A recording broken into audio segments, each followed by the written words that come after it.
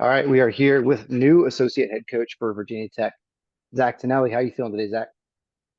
Great, man. Excited. Excited. Thanks for having me on. Of course. So walk me through this a little bit. We're making a big move down here from New York City to Blacksburg. What precipitated this? Yeah, it happened quick, right? So there's obviously a coaching departure on their staff, and um, I've had a long standing relationship with Coach Freyer and someone I've known for many years, and um, I certainly built up a relationship a little bit throughout the year with Coach Roby. Um, I have a former, now again current student athlete, and Lennox Wallach, who I thought this was going to be a really good fit for him for a lot of different reasons. Um, Coming into this year, it was, he had some good wins, but I needed to kind of nudge this staff a little bit. So I think throughout the process, um, building a better relationship there. I think, you know, Virginia Tech, we've been a part of their Southeast Open tournament a little bit in the past, and I think they've probably seen the not the caliber, but the intention and and the intensity behind like how our guys at Columbia competed. So I think there were probably some things that attracted them to us, and when they had an opening, they reached out and things kind of unrolled, or just kind of unpacked really quickly from there. Okay. I've gotten a lot of questions of, why is he leaving a head coach position to move down to an associate head coach position? What was your thought process behind that? I think, listen, the reality is there's a lot of reasons why. I think the optics of it may be funny or strange to other people. I've said this in other interviews before. It's like that's it's fans. Fans respectively are fans, and that's a cool thing. And we need fans, and I love fans, but they don't know the inner dynamics of what's going on in collegiate wrestling. You know, so again, the optics of it look like a downgrade. I don't know if that's the case. I mean, I'm a head coach. Um, I think Virginia Tech now has three head coaches on their staff, I would agree uh, with that. and a really high level coaching staff all around holistically, right? I think when you're looking at the Penn States of the world, and I don't want to give Penn State more credit than they deserve, but who doesn't think that their assistants or associate heads or whoever else is on that staff can't lead a program, right? But there's a reason why they don't leave. And ultimately, like I am so proud of what I was able to build and accomplish at Columbia University, and have incredible gratitude um, for the opportunity that was given me. But in my bones, like I am a competitor. I want to win. And there are parameters. I'm not saying that school can't win at a higher level, and I'm hopeful that they do start to succeed, or continue to build on the foundation we laid.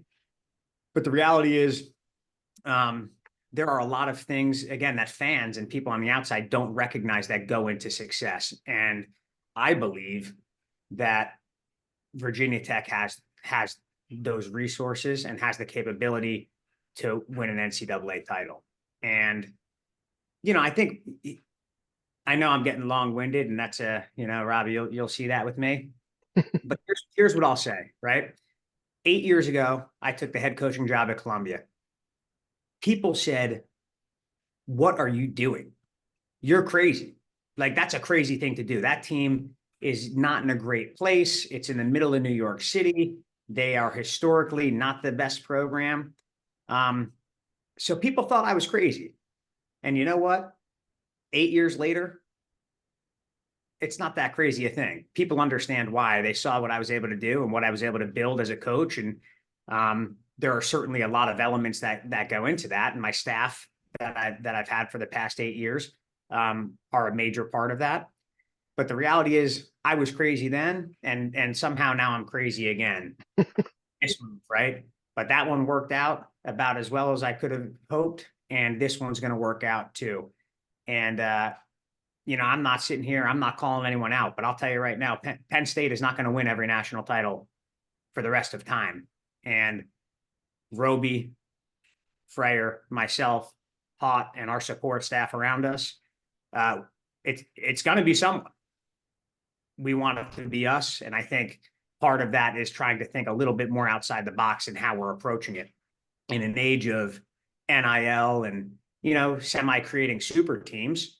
One, we have the ability to do that now, or I personally, where I wasn't really able to attack that in the Ivy League with some other restrictions they have with not being able to get graduate students, which is why a guy like Lennox Wallach was in the portal, is not because of desire, but because of need. He had to do that. Transfers are really hard. NIL, there's some interesting things that apply there that don't apply here. But ultimately, it's like we're in a position to win a national title. That's it. And as a coach, that's what I want to do. I don't have the ego of being like, I have to be the head coach. I have to make the shots. And so excuse me, I got sidetracked, but like in a day and age where everyone's creating super teams, I think Roby's a pretty sharp guy. I have a lot of respect for Tony, and I can't wait to learn more about him and work with him more, because he's seen it from a perspective of we need to create a super staff, and some people see being a head coach and you need assistants that can wrestle. I think that's a great thing. I could wrestle. Freyer could wrestle. Hawk could wrestle. I think the reality is we're really good coaches. And at some point, you're not going to be able to wrestle. So you better know how to coach. And if your only value is in wrestling physically, you're just kind of scratching the surface at what this job is. A common misconception, again, amongst fans. And that's not calling anybody out. Fans are fans and they're supposed to be fans. But so I couldn't be longer in my response to this, but people thought I was crazy then. They're not saying I'm crazy now. The people that are attracted to that, my previous position, are people that would have never dreamed of being interested in that position 8 years ago. So it's not so crazy at this stage to be interested in the Columbia job. I see it as I'm a forward thinker, and I think in a couple of years, people are going to be saying that made a lot of sense for Tanelli, for Roby, for Freyer, and for Hot. Well, I remember running into you a couple years ago at Final X, and we had a good conversation. I was seeing what you built, really from the ground up at Columbia has been incredible to watch. Just the talent that you were able to attract there and build there, and you can kind of see that with the number of kids you had that had to go, like you said, with Linux, they had to go into the portal this year because of Ivy League rules. I mean, if you look at the number of kids from Columbia, you could build a damn solid team around those grad transfers this year. So I think that's a testament to what you've built and Thanks. and the work that you put in. One of the rivals in my new rival in the ACC has done that with 3 Columbia guys on their roster. So we can leave that out. But yeah, we got a good squad going to a lot of different programs. And I'm sorry to hijack your where you're going with that, but I think that also plays into this decision. And I didn't touch on that before. Is it's gutting. I'm a coach, and my student athletes are at the center of everything I do. I am proud of giving them the opportunity, preserving a year for some of them intentionally to be able to go on to other institutions and hopefully be a 2-time All-American or a 2-time national champ, or as opposed to a one-timer, or to me, that's more important to do right by the kids. But I would be lying if I said that weren't hard. Right. Danny Fungaro was, wrestled for me for 4 years and 5 years, and was really good. And, he found a way to qualify for the national tournament at Indiana. Now, am I proud? Absolutely. Am I helping him throughout the year? Without a doubt. Am I talking to him and, doing our thing at nationals? Yes. But it's gutting. It's gutting to see him jump into the arms of someone else when he's qualifying for the first time, and I'm stuck in the tunnel. So when I look at the future and knowing that I can't do it any other way, I have to do it the only way I know how, and that's committing to the student athletes first and supporting them, and that's putting them in the best position to have the best careers that they could, because those are their goals. But I would be lying if it said it didn't hurt me that I'm sending, you know, a lot of guys off that are going to do things for the first times in their career, and I'm going to be in the tunnel waiting for them. So now I'm in a position where that's only going to happen for the next 4 years, and then after that, I never have to feel that hurt again. At least you have the opportunity to work with Linux for another year. So I mean, if there's a bright side to it, I suppose that's one way to look at that. Yeah, I mean that's honestly coincidental, good, like 100% coincidental. Mhm. But yeah, I mean Lennox will always hold a special place in my heart, and I don't mind saying that because I've expressed more sincerely what that means to him directly. But to be able to have another opportunity to coach Lennox, and nothing's guaranteed by any means, but we were an overtime match away from being in the NCAA finals. Um, I'm excited to hopefully build on that and finish the job. So to see his journey from conception to completion is like yeah, it's special. So let's transition a little bit and let's look at the situation that you're walking into in Blacksburg. What are your thoughts walking into that room? More specifically, I have a lot of thoughts walking into that room. A lot of as thoughts. as far as the athletes with whom you'll be working more directly. So your lighter weights, you're walking into a pretty loaded situation there. I feel really good about where those guys are at. I'm in the process now of doing a little bit deeper dives on them with a different lens.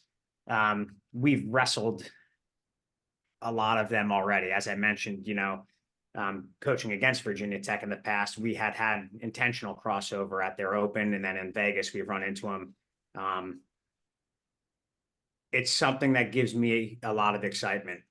It's something I'm not as used to, is I've developed guys. I know how to develop athletes. I guess what I'm most excited about is I'm basically skipping a bunch of steps and starting at, it's taken in a journey, right? With kind of what we've recruited, and I am so proud of, kind of taking kids from A to Z or A to X or wherever it's going to be. But here we're starting at a different level. That's just the reality of it. It's not offensive to anyone at my previous institution, because I think we started at maybe a lower level, and we surpassed a lot of these guys that were quote unquote better recruits than us. We thrived on that. So I look at Virginia Tech and I see a program that has tremendous like marketability from a recruiting standpoint. They have they've got All-Americans. They've got Eddie Ventresca.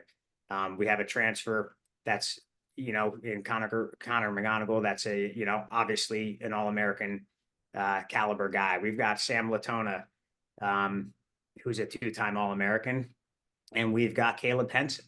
So if you're talking specifically about the lightweights, I don't know a coach in the country that wouldn't be excited about working with those four guys. And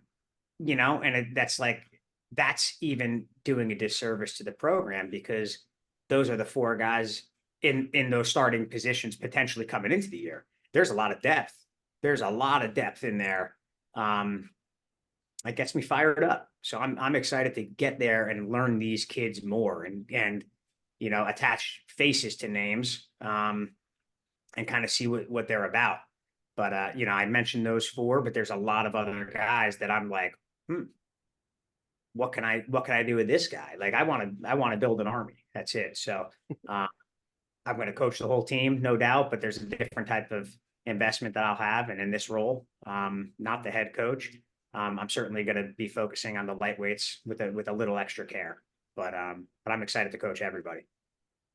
I will say, apart from the established ability as wrestlers, you're also walking into a room that has some really high caliber, high character guys, and I think it speaks a lot to the culture that Tony and Jared and Cody have built. Um, so I think you're walking into a great room in a lot of aspects, and I think it's exciting to see another high caliber coach come into that room and see what further steps they can make as a program. So I'm excited to watch that as well. Um, is there anything else you want to hit on in your transition moving over here? No, I think what you just said is important, and I think it matters more than sometimes people give it credit, right? But I also think you can see that from the outside. I've obviously started looking at this program in a different light over the past 3 weeks. Um, but I think you can see that. I think they could see that in my program as well. Very I cool. think we align like again, I've known Freyer for many years, 15, 20 years, right? But it's like, I know that that will be a good fit. He could speak to me. I could speak to him. If he vouches for guys like Tony and Jared, then it's easy. But the reality is how my athletes have carried themselves in my career at another institution. You see that. I see that in this program and how the men of this program are accountable, and they're not throwing temper tantrums. They are savages when they compete. So I think it's like that's important because transitions are hard. But yeah, I guess what I'm trying to say is like the culture matters, and they're obviously really protective of it, and that's probably why they've taken notice to me and how I've done it because, you're losing a guy that was valuable. You want to bring in a guy that's hopefully more valuable, right? Um, in any transition. So I think it speaks a lot to them. I think it speaks a lot to me, and it's something where again I'm incredibly grateful for the opportunity and to be seen as someone that could add value to what's most certainly a really high caliber team. Excellent. So on a less serious note, you're replacing Cody Brewer. What are your thoughts on Carhartt vests? On Carhartt vests, Yeah, Cody's known to rock those pretty strong. Is it gonna be a change there as well? I think I am so happy that Woody enjoys a Carhartt vest. Or I didn't know that. Uh, I like Cody a lot. I'm not a vest guy. I'm not a Carhartt vest guy. Um, I don't know. I guess it's big. It's big sleeves to fill. Or lack of sleeves to fill? Exactly, pun intended. But yeah, I don't know. I'm not going to be wearing vests too often. I'm not a big suit guy. I don't know. I like coaching wrestling. I got involved in the coaching world so that I could be a coach, um, and look like a coach and dress like a coach. But I guess that's not necessarily my call to make anymore. I can report to somebody about those things now. But yeah, I don't know. I'm not a big vest guy. I Gotcha. don't Have you think me a ha, fan. I don't think that makes Cody a bad. have you found a tattoo shop in Blacksburg yet? Um, no, I have not, and I get word is trickling around. I got my man I got Ethan going out there talking about tattoos. Um, That was yeah, my fault. Sorry, I started that. oh, it's okay. I have a guy that I use that is up in New York City, and someone that I will never not use. So Gotcha. when I go to get whatever piece is next, I'm into some bigger pieces, some more art than not stamps. There's nothing wrong with anything, but I'm going to my guy and my guy only. So That's fair. That's fair. Something to be said for that, I guess. I told Ethan he's gonna have to step up his game with you coming on staff he's, now. So he's told me we're gonna go back and forth. So hope it doesn't become a competition. But I'm yeah, it's happy to jump in that one as well. So just give me the word and I'm in. people don't get it. It's a little bit of an addiction, but A little bit, a little bit. Fun story with that is the first date with my wife. We both got tattoos together, so it's been makes sense for me. It's a big part first of me date. as well. Yeah, well, date, I guess. That's a long story, but Yeah, yeah. we'll run it. Yeah, my wife and I know. I'm like pretty heavily tattooed. My wife, not a drop of ink on her. I think my So wife might actually have more tattoos than I do, which is let's go. impressive. The fun part is I have my anniversary tattooed on my wrist. 12 years in, I've still never remembered it. So we got that going for us. But all right, well, man, I don't want to take up too much more of your time. I appreciate you, talking about your transition a little bit and having some fun here at the end. But I'm looking forward to working with you. I've always said, very complimentary things about the program you've run and the type of coach you are, and I'm excited to have you in the ACC. Yeah, man. Thank you, Robbie. I can't wait to get to kind of know you more than what I have already. And so I appreciate you bringing me on and wanting to get this out there so quick. So All right, appreciate and go Hokies. all right. I will probably plan on seeing you this summer at some camps. Awesome, brother. All Be right, all right, well. man.